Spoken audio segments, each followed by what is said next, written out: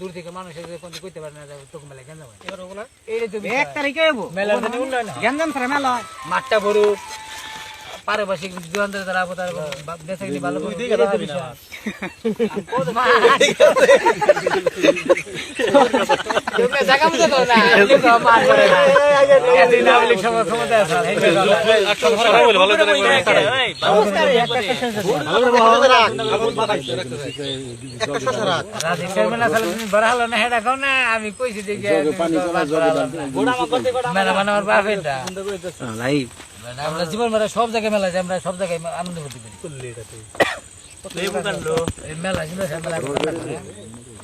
লেবু কাটা ঠিক আছে লেবু সুতম না